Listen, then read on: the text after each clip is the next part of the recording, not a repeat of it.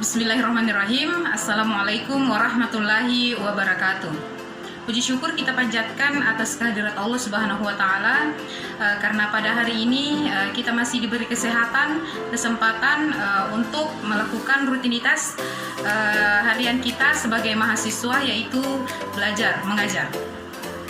Pun tak lupa kita mengirimkan salawat menyertai salam atas junjungan Nabi besar kita, Nabiullah Muhammad SAW, di mana Nabi yang membawa umatnya dari alam gelap gulita menuju alam yang terang benderang yang disinari oleh iman dan takwa.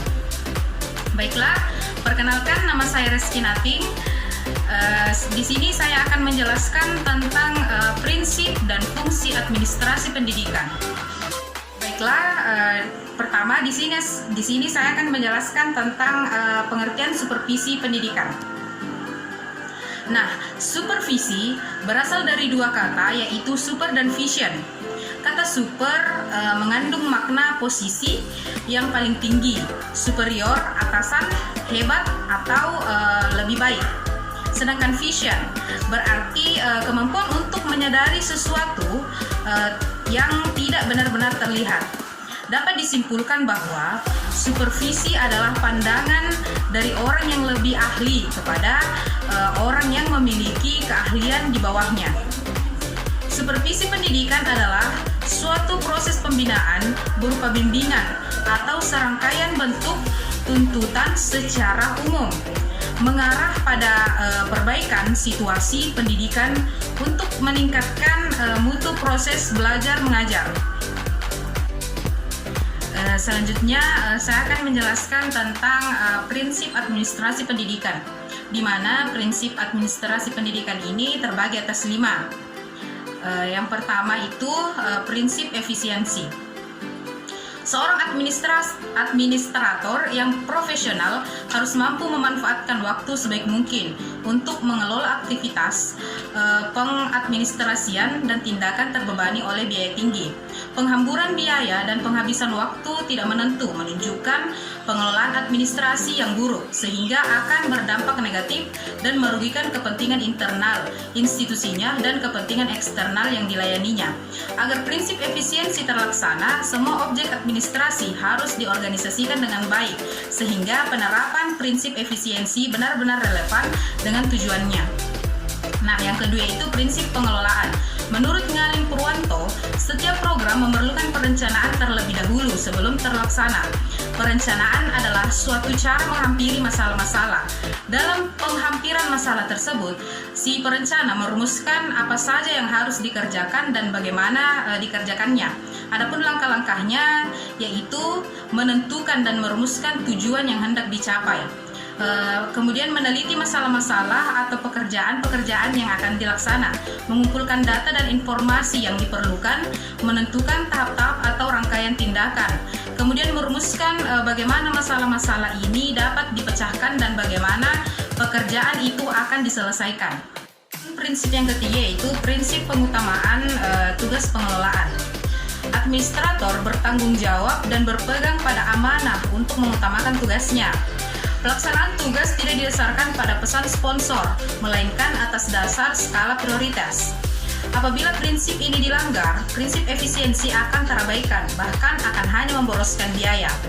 Pelaksanaan yang di luar tanggung jawab administrator hanya akan kejelinan seluruh tugas administratif yang ujung-ujungnya tugas pengelolaan tidak terkontrol dengan baik dan benar. Dikelola artinya diurus dengan baik dan benar yang mengikuti sistem yang sudah terbangun sebelumnya. Sistem dan tata kerja mengikuti visi dan misi yang ditetapkan sebelumnya.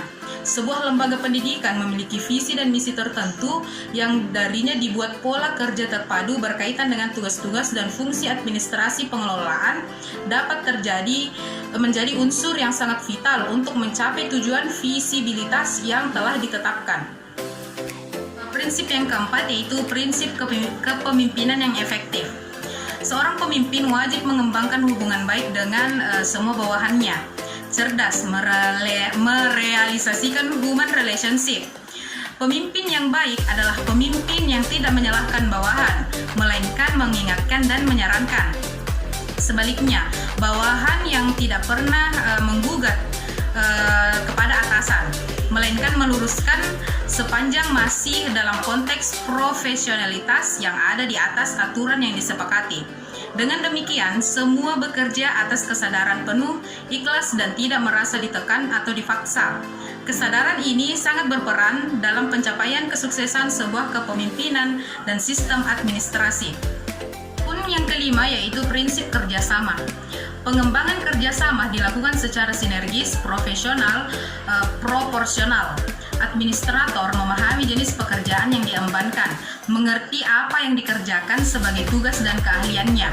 Untuk mencapai kinerja yang sinergis, dilakukan pembagian tugas, wewenang, dan tanggung jawab yang disesuaikan dengan pengalaman, bakat, minat, dan pengetahuan kepribadian masing-masing orang yang diperlukan dalam menjalankan tugas-tugas tersebut. Kerjasama dilakukan atas dasar profesionalitas yang tinggi, bukan kerjasama artikulusi yang mengorbankan kepentingan mendasar dan mengambil manfaat yang sifatnya kamuflase belaka. Bagaimana kerjasama antara kepala sekolah dengan dewan sekolah dalam kaitannya dengan biaya operasional sekolah dan penyalurannya. Itulah tadi 5 prinsip administrasi pendidikan. Nah, sekarang saya akan menjelaskan tentang fungsi administrasi pendidikan.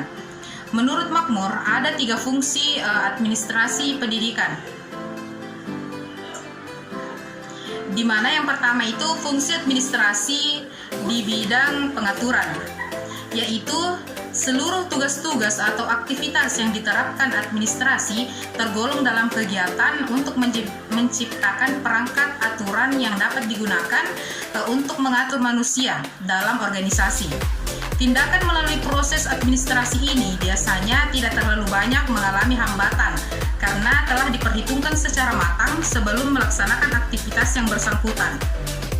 Fungsi yang kedua yaitu fungsi administrasi di bidang penataan, yaitu seluruh tugas atau aktivitas dalam organisasi yang tergolong dalam kegiatan penataan ini merupakan suatu tindakan dalam rangka pencapaian tujuan yang telah ditetapkan sebelumnya secara berdaya, guna, dan berhasil. Terus yang ketiga itu fungsi administrasi di bidang pembinaan, di mana seluruh tugas atau aktivitas dalam rangka organisasi yang tergolong dalam kegiatan pembinaan disebut juga fungsi pembinaan. Tujuan pembinaan ini adalah mengefektifkan pemanfaatan seluruh sumber daya, baik manusia maupun sumber material lainnya. Nah, itulah tadi materi tentang prinsip dan fungsi administrasi pendidikan. Kurang dan lebihnya mohon dimaafkan. And thanks for watching guys. Wassalamualaikum warahmatullahi wabarakatuh.